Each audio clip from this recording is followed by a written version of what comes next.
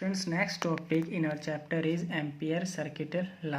Student, ampere circuital law एक important law है magnetism में, जिसकी बहुत सी हमें क्या करना है, एप्लीकेशंस आगे पढ़ना है। इसका बहुत बार क्या होने वाला है, यूज़ होने वाला है। तो स्टूडेंट, ये एक इम्पोर्टेंट रोल है। तो स्टूडेंट, यहाँ पर एम्पियर सर्किटल लॉ क्या कहता है, it state that the line integral of magnetic field be around any closed circuit is equal to mu naught times the total current passing through the closed circuit। तो student, यहाँ पे क्या कह रहा है, it state that the line integral of magnetic field. तो ये क्या है स्टूडेंट, ये जो dl है ये क्या बता रहा है, लाइन के बारे में बता रहा है।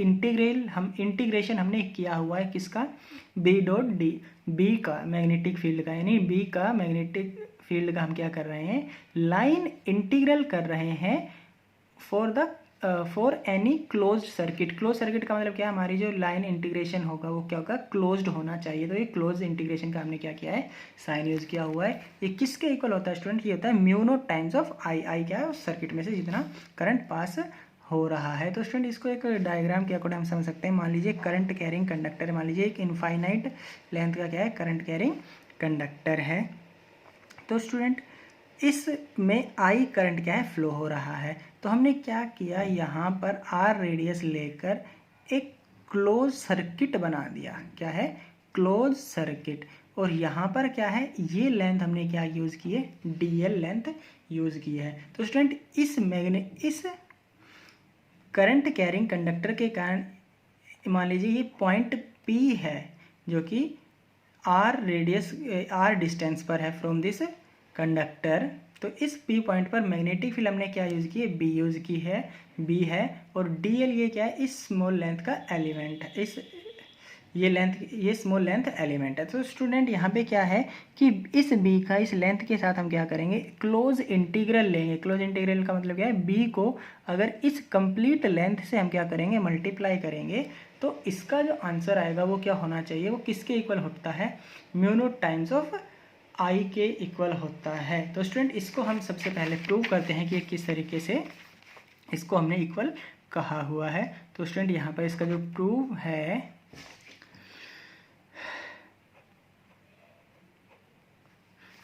स्टूडेंट मान लीजिए यहाँ पर हमारे पास क्या है, ये एक इनफाइनाइट लेंथ का कंडक्टर है, जो कि आर रेडियस पे हमने क्या किया हुआ है, आर रेडियस को लेकर एक हमने क्लोज लूप बनाई हुई है।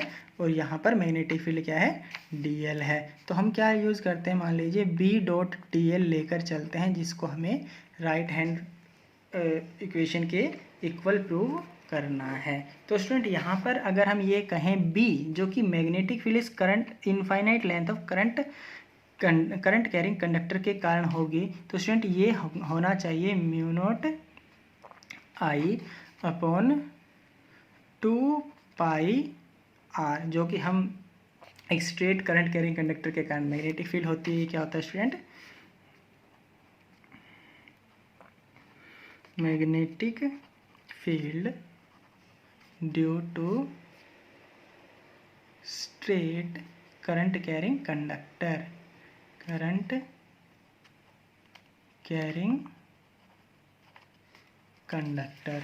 तो स्टूडेंट, यहाँ पर हम क्या कर सकते हैं, इसको ये बी की वैल्यू हम यहाँ पर यूज़ कर सकते हैं। और मैग्नेटिक फील्ड की अगर स्टूडेंट, अगर हम यहाँ पे डायरेक्शन की बात करें, तो according to right hand thumb rule, current हमारा वहाँ इस तरीके से क्या है, आउटवर्ड है। तो मैग्नेटिक फील्ड की डायरेक्शन क्या होगी स्टूडेंट्स, यहाँ पर इस डायरेक्शन में मैग्नेटिक फील्ड की डायरेक्शन होगी। और अगर हम डीएल को मान लीजिए इस क्लोज लूप को ऐसे ही क्या कर रहे हैं, यूज़ कर रहे हैं, तो डीएल की डायरेक्शन भी क्या होगी, यही होगी। तो स्टूडेंट, यहाँ पर हम कह सकते हैं बी और डीएल के बीच में जो एंगल है वो क्या हुआ, 0 डिग्री हुआ। तो स्टूडेंट, यहाँ पर अगर हम इसको ओपन करते हैं, बी डीएल को एंगल को ओपन करेंगे, तो कॉस थीटा हमारे पास आता है। और यहाँ पर कॉस 0 क्या होता है स्टूडेंट, 1 होता है। कॉस 0 हमारे पास क्या होता है, 1। तो ये हमारे पास जो फॉर्मूला हमारे पास बचेगा, ये हो जाएगा हमारे पास बी डी एल ही बचेगा। तो स्टूडेंट, यहाँ पर हम क्या कर सकते हैं, बी की वैल्यू ये क्या कर सकते हैं, यूज़ कर सकते हैं। तो स्टूडेंट यहाँ पर mu not I 2πr dl। तो इसको जब इंटीग्रेट करेंगे तो स्टूडेंट यहाँ पर dl का ही क्या हो रहा है, इंटीग्रेशन हो रहा है। इस लेंथ का ही क्या हो रहा है, यहाँ पर इंटीग्रेशन हो रहा है, क्योंकि ये लेंथ जो रेडियस है through out this circle, through out this circle कह सकते हैं, फिर थ्रू आउट दिस सर्किट क्या है, आर कांस्टेंट है, करंट भी कांस्टेंट है, और हम वैक्यूम के लिए इसको यूज़ कर रहे हैं। तो ये स्टूडेंट ये कांस्टेंट टर्म है, तो इसको हम क्या कर सकते हैं, इंटीग्रेशन के बाहर निकाल सकते हैं। तो हमारे पास ये आएगा इंटीग्रेशन। और स्टूडेंट यहाँ पर इस लेंथ का क्लोज इंटीग्रेशन करेंगे तो ये कंप्लीट लेंथ क्या होगी, ये कंप्लीट लेंथ जो हमारा क्लोज इंटीग्रेशन ऑफ dl है ये होगा 2πr, जो कि circumference of this close circuit है। तो स्टूडेंट यहाँ पे हमारे पास जो आएगा कैलकुलेशन के बाद इसकी जगह हम क्या यूज़ कर सकते हैं, 2πr यूज़ कर सकते हैं। 2πr से 2πr कैंसिल, तो ये हमारे पास म्यू नॉट आई आ चुका है। जो स्टूडेंट हम कहाँ से स्टार्ट किया था, हमने स्टार्ट किया था B.dl से, जो कि हमारा इसके इक्वल आ चुका है। तो हम कह सकते हैं B.dl close integral of B.dl will be equal to mu naught times of I, ये होता है। ये स्टूडेंट हर तरह ये क्या है, यहाँ पर ये जो हमारा रूल हमारे पास जो लॉ आया है ये हर तरह के क्लोज सर्किट के लिए क्या है, एप्लीकेबल है। ज़रूरी नहीं है कि जो हमने ये लूप बनाई है स्टूडेंट्स ये सर्कल हो, हम इर्रेगुलर शेप की भी अगर लूप बनाते हैं तो भी हमारा ये फॉर्मूला क्या होगा, वैलिड होगा। तो स्टूडेंट यहाँ पर हम एक इर्रेगुलर शेप के लिए भी क्या कर सकते हैं, इसको यूज़ इसके लिए वेरीफाई कर सकते हैं। मान लीजिए हमारे पास क्या है, एक इनफाइनाइट लेंथ का क्या है, एक कंडक्टर है जो कि इनफाइनाइट लेंथ तक है, जिसमें आई करंट क्या हो रहा है स्टूडेंट, फ्लो हो रहा है। और यहाँ पर इसके जो चारों तरफ जो लूप है वो स्टूडेंट क्या है, वो इर्रेगुलर शेप की क्या है, लूप है। तो स्टूडेंट यहाँ पर इर्रेगुलर शेप की लूप होने के कारण जो हमें हर पॉइंट पर जो मैग्नेटिक फील्ड मिलेगी वो क्या मिलेगी, अलग मिलेगी, क्योंकि ये जो डिस्टेंस है ये अलग अलग हमें डिस्टेंस मिलने वाली है। ये हर एक डिस्टेंस हमें क्या मिलेगी स्टूडेंट, अलग अलग मिलेगी। तो स्टूडेंट हम यहाँ पर क्या कर सकते हैं, इस पूरी कंप्लीट लूप को अलग अलग लेंथ एलिमेंट के अकॉर्डिंग हम क्या कर सकते हैं, इसको डिवाइड कर सकते हैं। मान लीजिए जैसे कि ये लेंथ L1 है, ये लेंथ हमने क्या कह दिया DL2, ये लेंथ एलिमेंट हमने कह दिया DL3। इस तरीके से नंबर ऑफ लेंथ एलिमेंट में कन्वर्ट किया है। जो DL1 की जो ये लेंथ है स्टूडेंट, ये इनफाइनाइटली स्मॉल होती है, बहुत ही छोटी हम यूज़ करके चलते हैं, मान के चलते हैं। तो स्टूडेंट ये जो लेंथ है, मान लीजिए जो DL1 की जो लेंथ हमने इसको क्या कहा है, R1 कहा है। DL1 पर जो मैग्नेटिक फील्ड इसके कारण हमें मिलेगा वो होगा हमारा B1। इसी तरीके से DL2 जहाँ पर है, ये जो DL2 है इसकी लेंथ डिस्टेंस क्या है, R2 है, और यहाँ पर जो मैग्नेटिक फील्ड मिलेगी B2 हमने कहा हुआ है। इसी तरीके से DL3 जो ये हमारा लेंथ एलिमेंट है ये R3 डिस्टेंस, यानी यहाँ से यहाँ तक की जो डिस्टेंस हमारी होगी वो क्या होगी, R3, और जो यहाँ पर इसके कारण मैग्नेटिक फील्ड होगी हमने क्या कहा हमारे स्टूडेंट, उसको B3 यूज़ किया हुआ है।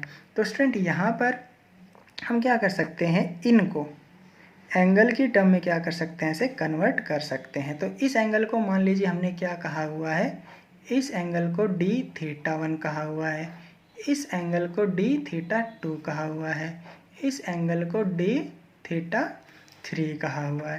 तो स्टूडेंट यहाँ पर d θ1 जो एंगल होगा वो ये जो एंगल होगा ये क्या होना चाहिए, लेंथ ऑफ आर्क अपॉन में रेडियस होना चाहिए, यानी dl1 बाय R1। इसी तरीके से d θ2 क्या होगा, dl2 अपॉन में R2, यानी लेंथ ऑफ आर्क अपॉन में रेडियस। इसी तरीके से d θ3 होगा स्टूडेंट dl3 अपॉन में R3। तो स्टूडेंट यहाँ पर हमारे पास क्या है, अब इसको क्या करते हैं, वेरीफाई करते हैं। तो मान लीजिए हमारे पास जो स्टेटमेंट थी बी डॉट डी एल, इसको हमें क्या करना है, म्यू नॉट टाइम्स आई के इक्वल प्रूव करना है। तो स्टूडेंट यहाँ पर हम क्या कर सकते हैं, इसको डायरेक्ट इंटीग्रेट नहीं कर सकते क्योंकि यहाँ पर मैग्नेटिक फील्ड अलग अलग लेंथ पर अलग अलग है। तो इसको हम क्या कर सकते हैं, इस कंप्लीट लेंथ को, ये जो क्लोज लूप है, इसको छोटी छोटी लेंथ को सम अप कर लेते हैं बाय यूजिंग समेशन मेथड। यानी हम ये जो हमारे पास होगा बी डॉट डी एल का क्लोज इंटीग्रल, ये होना चाहिए हमारा integration of B D L one plus में integration of B two D L two, इसी तरीके से integration of B three D L three, और जितने भी हमारे पास क्या होंगे ऐसे लूप, जितने भी हमारे पास एलिमेंट्स बनेंगे। तो स्टूडेंट यहाँ पर हम क्या करें, डॉट को ओपन करेंगे तो cos 0 हमारा क्या आएगा, 1 आएगा, तो हम डॉट को हटा सकते हैं। और यहाँ पर अगर हम b1 की बात करते हैं तो हमारे पास स्टूडेंट b जो होता है म्यू नॉट आई अपॉन में 2 पाई r ये होता है। तो स्टूडेंट यहाँ पर सभी के लिए i जो r की वैल्यू अलग अलग है, यानी हम कह सकते हैं b1 के लिए जो होगा mu naught I 2 r1, b2 के लिए जो होगा mu naught I 2 r2, b3 के लिए जो हमारे पास होगा student mu naught I 2 b3 के लिए होगा r3। इसी तरीके से हम जितने भी एलिमेंट है सभी के लिए यूज़ कर सकते हैं। और स्टूडेंट ये वाली वैल्यू हमें क्या करना है, इस इक्वेशन में पुट करनी है। तो हमारे पास जब इसको पुट करेंगे तो ये सभी का इंटीग्रेशन क्या होगा, देखो सभी लेंथ का इंटीग्रेशन क्या होगा, क्लोज इंटीग्रेशन ही होगा। क्यों, क्योंकि देखो dl1 dl2 dl3 इस तरीके से सभी को अगर मैं कम ऐड करता हूँ तो वो कंप्लीट होकर ये क्लोज इंटीग्रेशन हो जाता है। तो हम इसको ऐसे लिख सकते हैं। तो स्टूडेंट यहाँ पर b1 यूज़ करेंगे, यानी अगर हम इसको इंटीग्रेट करेंगे तो स्टूडेंट यहाँ पर इंटीग्रेशन का साइन इंटीग्रेट करेंगे तो यहाँ पर हमारे पास लेंथ क्या आ गई है, इसको इंटीग्रेट करेंगे तो b1 dl1, क्योंकि इसके इंटीग्रेशन में हमने dl1 ही यूज़ की हुई है, ये जो लेंथ होगी b dl2, ये जो लेंथ अगली जो होगी b3 dl3, इस तरीके से सभी को हम लिख सकते हैं। और b1 b2 b3 की यहाँ पर वैल्यू अगर हम पुट करेंगे स्टूडेंट तो हमारे पास क्या आएगा, b1 की वैल्यू हम यूज़ कर सकते हैं mu naught I 2 pi r1, b2 की जगह हम यूज़ कर सकते हैं mu naught I 2 pi r2 dl2, इसी तरीके से mu not I dl3 2 pi r3, और इसी तरीके से जितनी भी टर्म्स होंगी। तो स्टूडेंट यहाँ पर जो हमारे पास वैल्यू आएगी ये होगा, यहाँ पर देखो mu naught I 2 pi, mu naught I 2 पाई क्या आ जाएगा, कॉमन आ जाएगा, हमारे पास ब्रैकेट के अंदर बचेगा dl1 by r1 dl2 by r2 dl3 by r3, जितने भी हमारे पास टर्म्स होंगी सभी को ऐड कर दें। और स्टूडेंट जो ये dl1 by r1 dl2 by r2 है, जो ये क्या है हमारे पास एंगल है। देखो dl1 by r1 angle d theta 1, dl2 by r2 angle d theta, यानी ये इसका रेशियो ये एंगल, इसका रेशियो ये एंगल। तो स्टूडेंट यहाँ पर हमारे पास क्या हो गया, b dot D L mu not I 2 pi, तो ये जो है हमारे पास d थीटा 1, ये है d थीटा 2, ये है हमारे पास d थीटा 3, इसी तरीके से सभी एंगल को हमें क्या करना है, ऐड करना है। तो स्टूडेंट यहाँ पर क्या है, ये अगर हम सभी एंगल को d theta 1 d theta 2 d theta 3 4 5 6 सभी एंगल को अगर हम इसको कंप्लीट करते हैं तो स्टूडेंट ये जो टोटल एंगल होगा वो क्या होगा, 2 पाई होगा, क्योंकि क्लोज्ड ये लूप हमारी क्या है, क्लोज्ड लूप है। तो स्टूडेंट ये जो हमारे पास नेट एंगल जो हमारे पास आया है ये है 2 पाई के इक्वल। ये एंगल हमारा किसके इक्वल है, कंप्लीट 2 पाई के इक्वल है, क्योंकि ये कंप्लीट लेंथ है। तो 2 पाई से 2 पाई कैंसिल, तो हमारे पास देखो स्टूडेंट ये सेम फॉर्मूला फिर से आ गया, close integral of B dot D L will be equal to mu naught times of I. तो स्टूडेंट यहाँ पर चाहे लूप हमारी इरेगुलर हो चाहे रेगुलर हो, इससे कोई भी फर्क नहीं पड़ता है। यहाँ पर बस लूप कैसी होनी चाहिए, क्लोज होनी चाहिए। तो हमारा फॉर्मूला क्या आएगा, दोनों केस में सेम ही आता है।